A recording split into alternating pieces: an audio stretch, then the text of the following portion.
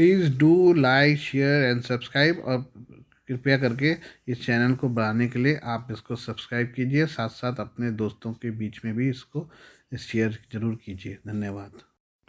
Good afternoon friends, आज की कुछ खबरें इस प्रकार से हैं।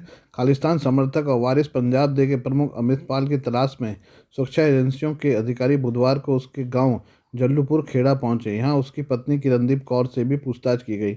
उससे बब्बर खालसा इंटरनेशनल नाम के आतंकी संगठन से संबंध और विदेशी फंडिंग मामले में पूछताछ की गई है। शादी से पहले किरणदीप यूके में रहती थी। मीडिया में आई एक खुफिया रिपोर्ट के अनुसार वहां रहते हुए वह बब्बर खालसा इंटरनेशनल नाम के आतंकी संगठन के लिए काम कर चुकी है। वह यूके में बब्बर खालसा इंटरनेशनल के लिए फंड इकट्ठा करती थी। वर्ष 2020 में उसे 5 अन्य साथियों सहित वहां की सुरक्षा एजेंसियों ने हिरासत में लिया था। वहां भी उससे पूछताछ भी हुई थी। यह भी बताया जा रहा है कि किरणदीप कौर के कुछ खातों में भी विदेशों से धनराशि ट्रांसफर हुई है। इसकी भी जांच की जा रही है। हालांकि कोई पुलिस अधिकारी इस पर अभी कुछ बताने से इनकार कर रहा है। पुलिस सिर्फ इतना कह रही है कि किरणदीप और उसके रिश्तेदारों के बैंक खातों की जाँच की जा रही है। सुरक्षा एजेंसियों को अगर पूछताछ के दौरान कोई भी सुराग हाथ लगता है तो किरणदीप कौर को हिरासत में लिया जा सकता है। अमृतपाल के भाई को पुलिस पहले ही हिरासत में ले चुकी है। बुधवार को अमृतपाल की मां बलविंदर कौर, पिता तरसेम सिंह और चाचा सुखचैन सिंह और दादी चरण कौर से भी पूछताछ की। पंजाब पुलिस की टीम बुधवार करीब 1:30 बजे अमृतपाल के गांव जल्लूपुर खेड़ा पहुंची और उसके माता पिता से पूछताछ की। एसपी परमिंदर कौर ने बताया कि दोनों से करीब 1.5 घंटे तक अमृतपाल के ठिकानों के बारे में पूछताछ की, लेकिन उन्होंने बेटे के बारे में किसी भी जानकारी से इनकार किया। सूत्रों ने जानकारी दी है कि पुलिस ने उन पर दबाव बनाया कि वो अपने बेटे को आत्मसमर्पण करने के लिए कहे। पुलिस की एक टीम लगातार अमृतपाल के घर के बाहर पहरा दे रही है। वहीं खालिस्तान समर्थक अमृतपाल सिंह की तलाश में बुधवार को भी पंजाब पुलिस का सर्च ऑपरेशन जारी रहा। 5वें दिन भी उसका सुराग नहीं लगा। वहीं अमृतपाल पंजाब पुलिस को चकमा देकर जिस बाइक से भागा था उसे जालंधर से 45 किलोमीटर दूर दारापुर इलाके से बरामद कर लिया गया है। यह लावारिस हालत में खड़ी मिली। पुलिस आसपास के लोगों से पूछताछ कर रही है। उधर अमृतपाल के करीबियों की धरपकड़ जारी है। लुधियाना में उसके 4 और साथियों को गिरफ्तार किया गया है। इनमें हनी सिंगला, गुरनाम सिंह, सिमरतप्रीत सिंह और हरप्रीत सिंह शामिल है। हनी सिंगला वही शख्स है जिसने अमृतपाल सिंह के खालसा वहीद विशेष धार्मिक जुलूस में फूलों की वर्षा करने की बात की थी। पुलिस के मुताबिक चारों आरोपी ऑनलाइन वीडियो देखकर अमृतपाल से प्रभावित हुए थे। बताया जा रहा है कि चारों आरोपी अजनाला थाने पर हमले के वक्त भीड़ में शामिल थे। एडीसीपी रुपिंदर कौर सनरा ने बताया कि चारों को जेल भेज दिया गया है। अब तक इस मामले में 158 लोगों को गिरफ्तार किया जा चुका है। कई अन्य लोगों को हिरासत में लेकर पूछताछ की जा रही है। खालिस्तान समर्थक अमृतपाल के पक्ष और पंजाब के खिलाफ 6 देशों में बैठे कट्टरपंथी कई साल से साजिश रच रहे हैं। अमृतपाल सिंह भी इसी साजिश का एक हिस्सा है। ये सारी रणनीति पाकिस्तान से होते हुए कनाडा, जर्मनी, ऑस्ट्रेलिया में बैठे 9 प्रतिबंधित संगठनों के लोग रच रहे हैं। उनकी कोशिश ये है कि किसी तरह से पंजाब की शांति को भंग किया जाए। सुरक्षा एजेंसियों के पास इस संबंधी पुख्ता सबूत मिले हैं। इतना ही नहीं, पंजाब पुलिस भी इस चीज़ को लेकर डोजियर बना रही है। इसे आने वाले दिनों में केंद्र सरकार को भेजा जाएगा ताकि जब इंटरनेशनल स्तर पर भारत इस मुद्दे को उठाए तो इनकी पोल खोली जा सके। सुरक्षा एजेंसियों की छानबीन में यह साफ हुआ है कि 9 ग्रुपों में से 3 सीधे पाकिस्तान से सक्रिय हैं, जिसमें खालिस्तान जिंदा फोर्स, बब्बर खालसा इंटरनेशनल व खालिस्तान कमांडो फोर्स शामिल है। इसके अलावा Hardeep Singh Nijjar Khalistan, Khalistan liberation force Canada व KGDF नाम से जर्मनी में से बैठकर संस्था चला रहे हैं, जबकि यूके, इटली और फ्रांस में भी कुछ लोग बैठे हैं।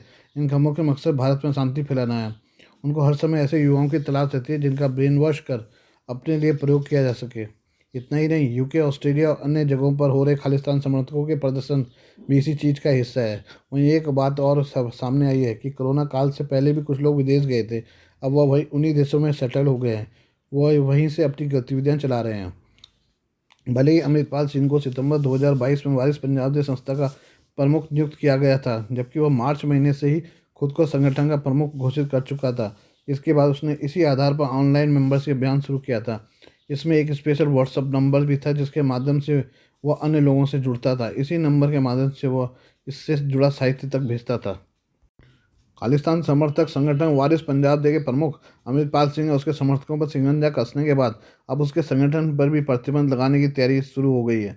सरकार किसी भी समय इस पर प्रतिबंध लगाकर इसे गैर कानूनी घोषित कर सकती है। इसके लिए केंद्रीय सुरक्षा एजेंसी ने पंजाब पुलिस और खुफिया विभाग से रिपोर्ट मांग ली है ताकि डोजियर तैयार किया जा सके। संगठन पर गैर कानूनी गतिविधियाँ रोकू कानून UPA के तहत पाबंदी लगाई जा सकती है। केंद्रीय सुरक्षा एजेंसियों ने कई साक्ष्य इकट्ठा कर लिए हैं। अमृतपाल बैसाखी वाले दिन अनंतपुर खालसा फोर्स की घोषणा करने वाला था। इसमें 260 से अधिक युवाओं को भर्ती किया जाना था। इसमें पाकिस्तान की खुफिया एजेंसी ISI उसकी मदद कर रही थी। उसे कई प्रतिबंधित संगठनों से विदेशों से फंड भी प्राप्त हुआ है।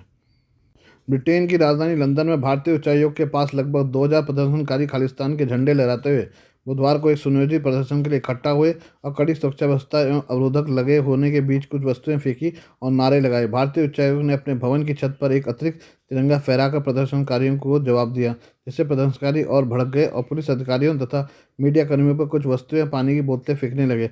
इस पर स्कॉटलैंड यार्ड ने भारतीय उच्चायोग के बाहर नाकेबंदी बढ़ा दी और कई अतिरिक्त अधिकारियों को तुरंत वहां तैनात किया, जिसमें से कई घोड़े पर सवार थे। बुधवार को पुलिस ने प्रदर्शनकारी को रोकने के लिए अधिक कड़ी सुरक्षा व्यवस्था की थी।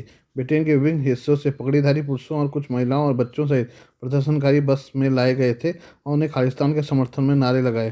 प्रदर्शनकारियों ने भारत विरोधी भाषण देने और कथित मानवाधिकारों के उल्लंघन के लिए पंजाब पुलिस पर निशाना साधने के लिए माइक का इस्तेमाल किया। इंडिया हाउस के बाहर रविवार के हिंसक प्रदर्शन से पहले ही फेडरेशन ऑफ सिख ऑर्गेनाइजेशन और सिख यूथ जत्थेबंदियों जैसे समूहों द्वारा तथाकथित राष्ट्रीय प्रदर्शन के आह्वान वाले बैनर सोशल मीडिया पर प्रसारित हो रहे हैं। भारत सरकार ने अपने राजनयिक मिशन के बाहर सुरक्षा के इंतजाम में कमी को लेकर कड़ा विरोध जताया था। प्रदर्शन के दौरान खालिस्तान समर्थक झंडे लहराए गए थे और मिशन की खिड़कियां तोड़ दी गई थी और तिरंगे को उतारने की कोशिश की गई थी। अमृतपाल सिंह के करीबी अवतार सिंह खांडा को लंदन में गिरफ्तार कर लिया गया है। जानकारी के मुताबिक अवतार सिंह खांडा अमृतपाल सिंह का करीबी बताया जा रहा है और उसके तार पाकिस्तान से जुड़े होने की आशंका व्यक्त की है। अवतार सिंह खांडा आईएसआई के संपर्क में होने की बात सामने आई है। बता दें कि पंजाब पुलिस पिछले कई दिनों से कट्टरपंथी अमृतपाल सिंह को पकड़ने के लिए पूरे राज्य में ऑपरेशन चला रही है। अभी तक पंजाब पुलिस ने उसके कई साथियों को गिरफ्तार किया है और उन्हें असम के डिब्रूगढ़ जेल में शिफ्ट किया गया है। चीन के राष्ट्रपति शी जिनपिंग ने रूस की अपनी यात्रा दौरान अमेरिका के हिंद प्रशांत रणनीति का मुकाबला करने के लिए अपने रूसी समकक्ष व्लादिमीर पुतिन के साथ समान, खुली और समावेशी सुरक्षा प्रणाली बनाने का संकल्प लिया। शी ने पुतिन के साथ गहन चर्चा की, जिसके बाद नेताओं ने नए युग के लिए समन्वय की व्यापक रणनीतिक साझेदारी और चीन रूस आर्थिक सहयोग में प्राथमिकताओं पर 2030 से पहले विकास योजना को गहरा करने के लिए 2 संयुक्त बयानों पर हस्ताक्षर किए। बुधवार को शी जिनपिंग रूस की अपनी यात्रा पूरी कर वापस लौट गए। जिनपिंग ने मॉस्को की 3 दिवसीय यात्रा यूक्रेन संघर्ष में शांतिवाहक के तौर पर अपनी भूमिका दर्शाने के लिए की थी। उन्होंने इस दिशा में शांति वार्ता योजना को आगे बढ़ाने की मांग की, जिस पर यूक्रेन के प्रमुख सहयोगी अमेरिका से ठंडी प्रतिक्रिया मिली। मार्च 2013 में पहली बार चीन का राष्ट्रपति बनने के बाद से शी की रूस की इस यात्रा को दोस्ती, सहयोग और शांति की यात्रा बताया गया है। चीन ने बुधवार को कहा कि राष्ट्रपति शी की हाल में समाप्त हुई रूस की राजकीय यात्रा दोस्ती, सहयोग और शांति की यात्रा थी। चीनी विदेश मंत्रालय प्रवक्ता वांग वेनबिन ने कहा कि चीन यूक्रेन संघर्ष में तटस्थ है और उन्होंने यह भी दोहराया कि बीजिंग का यूक्रेन मुद्दे पर कोई स्वार्थी मकसद नहीं है, वो मूक दर्शक नहीं बना हुआ है या इस अवसर का लाभ नहीं उठा रहा है।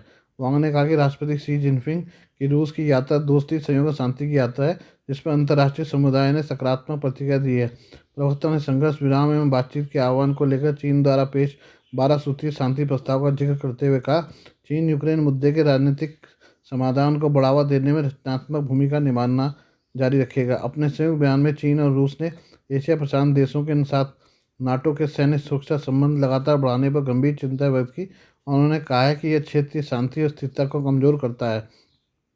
बयान में कहा गया कि दोनों पक्ष एशिया प्रशांत क्षेत्र में विशेष गठबंधन का विरोध करते हैं, जो क्षेत्र में इस तरह की गठबंधन की राजनीति को बढ़ावा देंगे और खेमेबाजी से टकराव पैदा होगा, जो स्पष्ट रूप से अमेरिका, भारत, ऑस्ट्रेलिया, जापान के गठबंधन क्वाड और ऑस्ट्रेलिया, ब्रिटेन और अमेरिका के गठबंधन ऑकस के संदर्भ में है। दोनों पक्षों ने इस बात का जिक्र किया और अमेरिकी शीत युद्ध की मानसिकता में जी रहा है और हिंद प्रशांत रणनीति का अनुसरण करता है, जिसका क्षेत्र में शांति और स्थिरता पर नकारात्मक प्रभाव पड़ता है। संयुक्त राष्ट्र ने चेतावनी दी है कि भारत साल 2050 तक 170 से 240 करोड़ शहरी लोगों को पानी की भारी किल्लत हो सकती है, क्योंकि हिमालय के ग्लेशियर तेजी से कम हो जाएंगे, पानी की किल्लत होगी। संयुक्त राष्ट्र के महासचिव एंटोनियो गुतेरेस ने चेतावनी दी है कि हिमालय की प्रमुख नदियाँ सिंधु, गंगा और ब्रह्मपुत्र का जलस्तर बहुत तेजी से कम होने वाला है। साल 2050 तक इसकी वजह से 170 से 240 करोड़ शहरी लोगों को पानी मिलना बेहद कम हो जाएगा। इसकी वजह हिमालय पर मौजूद ग्लेशियरों को बढ़ते तापमान में से पिघलना है। एंटोनियो ने कहा कि धरती पर ग्लेशियर जीवन के लिए बहुत जरूरी है। इस समय धरती के 10% हिस्से पर ग्लेशियर है, लेकिन ग्लोबल वार्मिंग की वजह से ये तेज़ी से पिघल रहे हैं। अंटार्कटिका हर साल 1500 करोड़ टन बर्फ खो रहा है। ग्रीनलैंड 2700 करोड़ टन बर्फ हर साल खो रहा है। इतना ही नहीं, इसके बाद सबसे ज़्यादा ग्लेशियर हिमालय पर हैं, जो अब तेजी से पिघल रहे हैं। एशिया में हिमालय से 10 प्रमुख नदियां निकलती हैं, 130 करोड़ लोगों को फिलहाल पीने का पानी सप्लाई कर रही हैं। सबसे ज़्यादा असर गंगा, सिंधु और ब्रह्मपुत्र पर नदियों के बहाव और जल स्तर पर होगा। इसके अलावा ये खतरा भी है कि अगर तेजी से ग्लेशियर पिघला तो पाकिस्तान और चीन में बाढ़ की स्थिति भी आ सकती है। ताइवान समेत दक्षिण चीन सागर पर कब्जा करने की ताक में लगे चीन को करारा जवाब देने के लिए अमेरिकी सेना 4 नए सैन्य अड्डे बनाने जा रही है। ये अमेरिकी सैन्य अड्डे दक्षिण चीन सागर में स्थित फिलीपींस के द्वीपों पर बनाए जाएंगे, जो चीन और ताइवान के बेहद करीब स्थित है। फिलीपींस के राष्ट्रपति फर्डिनांडो मार्कोस जूनियर ने बुधवार को इन अमेरिकी सैन्य अड्डों का ऐलान किया। फिलीपींस ने अमेरिका के साथ एक नए रक्षा समझौते पर हस्ताक्षर किया है और इसी तहत ये नए अमेरिकी अड्डे बनाए जा रहे हैं। इन अमेरिकी अड्डों में से एक तो उस द्वीप के पास होगा जिसको लेकर चीन और फिलीपींस के बीच तनाव है। पिछले महीने ही मार्कोस ने अमेरिका को 4 नए स्थानों पर अड्डे बनाने की मंजूरी दी थी। अमेरिका के अभी 5 सैन्य अड्डे फिलीपींस में मौजूद हैं। फिलीपींस ने यह कदम ऐसे समय पर उठाया है जब चीन इस इलाके में बहुत ही आक्रामक हो गया है। चीन ने दक्षिण चीन सागर में कई कृत्रिम द्वीप बना लिए हैं और उन पर मिसाइलों से लेकर फाइटर जेट तक तैनात किया है। चीन ताइवान को लेकर लगातार अमेरिका को धमका रहा है। मार्कोस ने कहा, ये 4 नई जगह फिलीपींस के चारों ओर हैं। इनमें से कुछ उत्तर की ओर हैं। यह इलाका चीन से सटा हुआ है। दोनों देशों के बीच रक्षा समझौतों के तहत अमेरिकी रक्षा सेना फिलीपींस के सैन्य अड्डों का इस्तेमाल, संयुक्त अभ्यास, हथियारों की तैनाती, रनवे और ईंधन स्टोरेज तथा सैनिकों के घरों के लिए कर सकती है, लेकिन यह अस्थायी मौजूदगी नहीं है। मार्कोस ने कहा कि फिलीपींस और अमेरिका जल्द ही इस चारों ही नई जगहों का ऐलान करेंगे। फिलीपींस के राष्ट्रपति ने कहा कि ये नए सैन्य अड्डे देश के सबसे बड़े द्वीप लुजोन को पूर्वी मोर्चे पर सुरक्षा देने में कारगर साबित होंगे। फिलीपींस का लुजोन द्वीप ताइवान के सबसे करीब स्थित द्वीप है, जिस पर चीन हमले की साजिश रच रहा है। इस बीच अमेरिका के इस कदम पर चीन भड़क गया है। चीन के विदेश मंत्रालय के प्रवक्ता ने बुधवार को कहा कि उसका मानना है कि अमेरिका इस क्षेत्र में अपनी सैन्य तैनाती को बढ़ाकर तनाव को बढ़ा रहा है। उसने फिलीपींस को भी लगे हाथ चेतावनी दे डाली और कहा कि वो अमेरिका के इस्तेमाल होने से बचे। आज के लिए बस इतना ही। बाकी मिलते हैं आपसे कल नई खबरों के साथ। धन्यवाद।